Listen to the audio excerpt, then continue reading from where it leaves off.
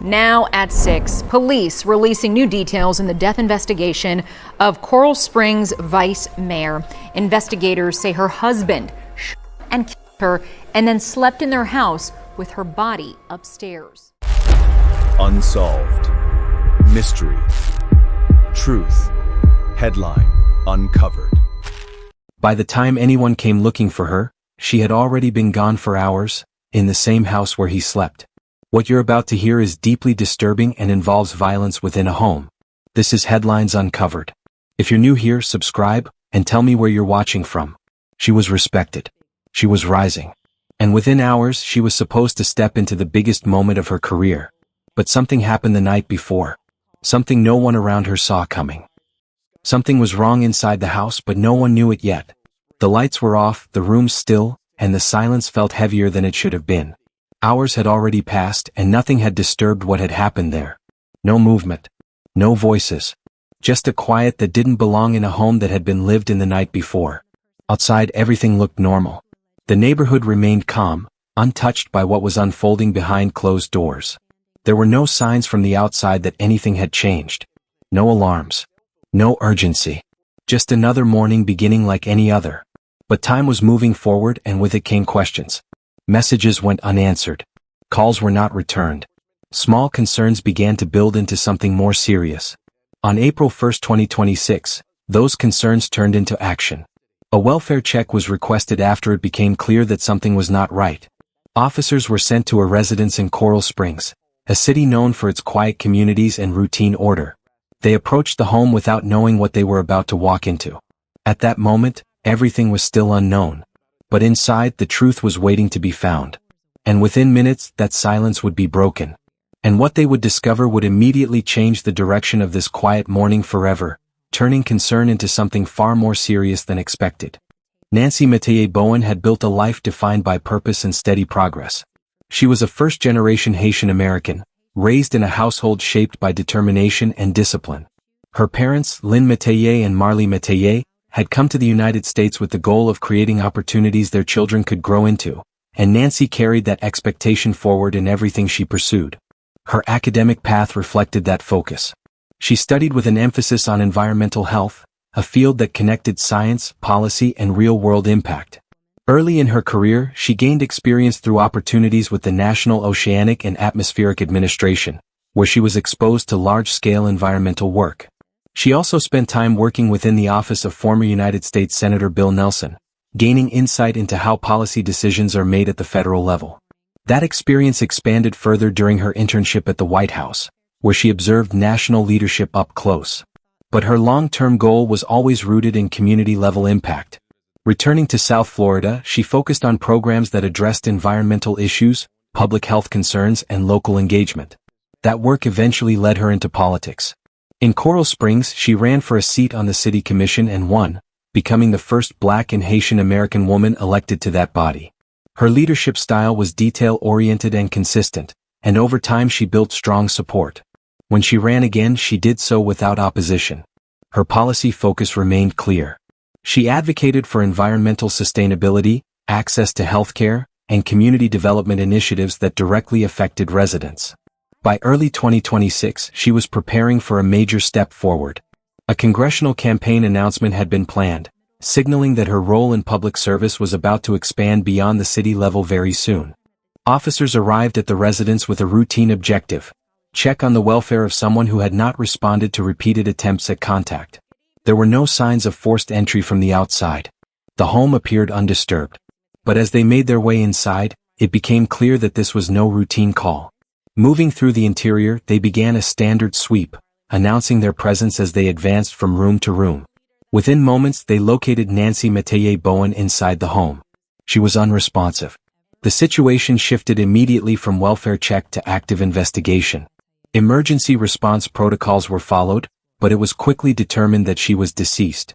The atmosphere inside the home changed from quiet concern to controlled urgency. Investigators began securing the scene, preserving any potential evidence while limiting movement in and out of the residence. Inside the home was her husband, Steven Bowen. He was present when officers arrived. Given the circumstances, he became a person of immediate interest. His proximity to the situation, combined with the absence of any external intrusion, raised critical questions that required immediate attention. Law enforcement from the Broward County Sheriff's Office was notified and took over the investigation. Detectives began initial questioning on site, focusing on establishing a clear understanding of what had occurred in the hours leading up to the discovery. Based on early observations and inconsistencies that investigators noted, Steven Bowen was taken into custody at the scene. At that point, the case had already shifted from uncertainty to suspicion, with investigators beginning the process of determining exactly what had happened inside that home. With the scene secured, investigators turned their focus to one of the most critical elements in any case, the timeline. Establishing when events occurred and in what order would determine how the investigation moved forward. Nancy Metayer Bowen's last confirmed activity placed her within her normal routine. There were no immediate indications that anything unusual had occurred earlier in the day. However, concern began to rise when she failed to attend a scheduled city-related commitment. For someone known for consistency and reliability, her absence stood out quickly. That concern was first raised internally. Joshua Simmons, a fellow commissioner, noted her absence and the lack of communication. Attempts were made to reach her through calls and messages, but none were returned. As time passed, those unanswered attempts became more significant. Friends, colleagues, and contacts continued trying to reach her, creating a growing pattern of silence that investigators would later use to narrow down the window of time in which something had gone wrong. Each missed call and unread message helped define the gap between her last known activity and the moment officers were called to the home. Law enforcement began mapping out movements connected to the case. Part of that process included tracking activity linked to Plantation, a nearby city that would become relevant in understanding how events unfolded after the initial incident. Investigators worked to align digital records, witness accounts, and physical evidence to form a consistent sequence. Every verified detail was placed carefully within the timeline to avoid assumptions and ensure accuracy. At this stage, the timeline was not yet complete, but it was taking shape. If you're following this case so far, subscribe, because the next part reveals critical details investigators uncovered. As the investigation moved forward, detectives shifted from initial response to detailed analysis. The home became the central source of evidence, and every area inside it was examined methodically. Investigators documented the condition of each room, noting anything that appeared out of place. There were no signs of forced entry, which narrowed the focus to events that occurred within the household itself. Attention quickly turned to behavioral patterns. Statements given at the scene were compared against known timelines and observable facts. Investigators noted inconsistencies that required further clarification. These discrepancies did not immediately establish guilt, but they raised enough concern to justify deeper scrutiny. At the same time, detectives began tracking movements after the estimated time of the incident. This led them to Lauderdale Lakes, where activity connected to the case had been reported. Establishing movement outside the home became a critical step in understanding the sequence of events and whether any actions had been taken following the incident. During this phase, investigators identified an interaction involving a relative. That conversation became a key point of interest. According to statements later collected, there was an alleged admission connected to what had occurred. The details of that admission were handled carefully by investigators, ensuring that they were properly documented and corroborated before being used as part of the case. To build a complete picture, multiple investigative methods were applied. Timeline verification remained central, with digital records, call logs, and location data helping to confirm or challenge statements. Witness accounts were collected and cross-referenced to ensure consistency. Scene analysis continued alongside these efforts, allowing forensic teams to interpret physical evidence within the context of the developing timeline. By this stage, the investigation had moved beyond uncertainty. While not every detail was finalized, the combination of physical evidence, recorded movements, and statements had begun to form a clearer understanding of what had taken place. As investigators worked to establish what happened, attention also turned to the relationship at the center of the case. Understanding the dynamics between Nancy Metayer Bowen and Steven Bowen became an important part of providing context, even as officials remained careful not to draw premature conclusions. Steven Bowen was known in the community through his involvement with Men of St. Luke, a non-profit organization focused on outreach and support initiatives in Broward County. His public role suggested stability and engagement, aligning with the image of a household that appeared functional from the outside. Together, the couple maintained a visible presence in both civic and community spaces. Public appearances, professional responsibilities, and shared commitments contributed to an image that did not immediately suggest conflict. However, as investigators often find, public perception does not always reflect private realities. As part of the broader inquiry, law enforcement considered whether there had been underlying tensions within the marriage.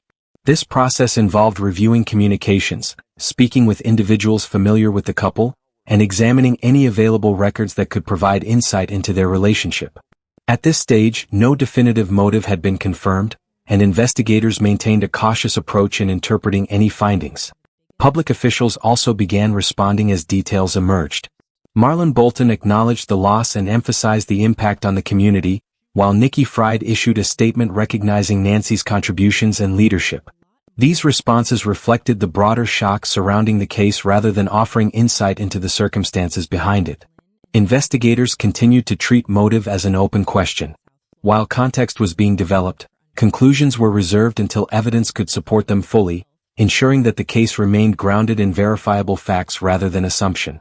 Following the initial investigation and the evidence gathered at the scene, authorities moved forward with formal charges.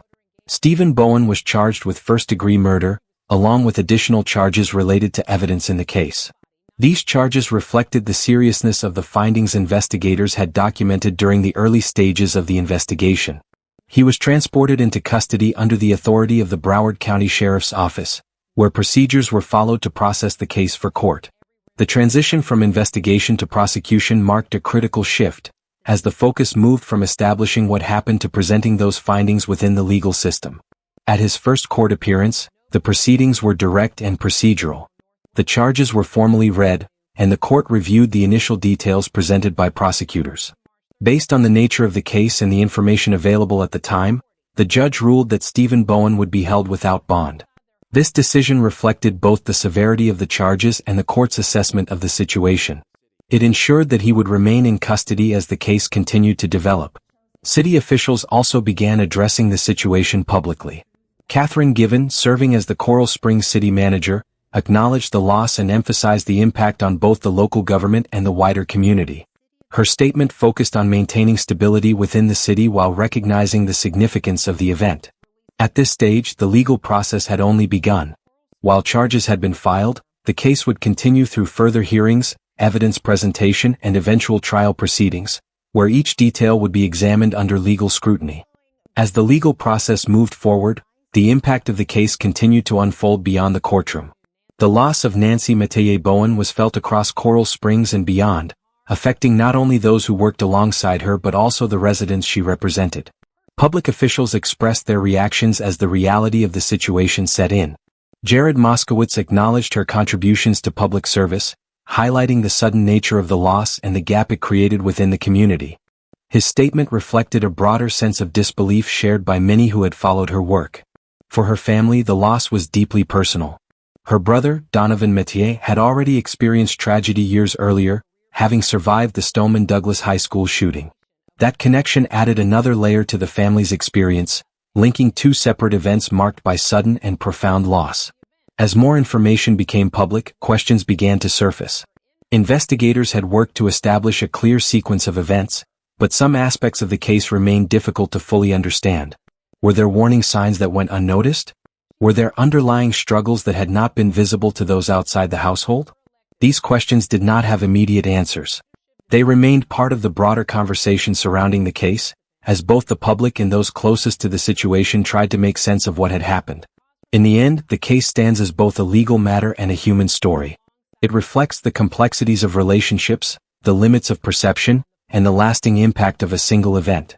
If this case changed how you see headlines, subscribe to Headlines Uncovered for more in-depth investigations.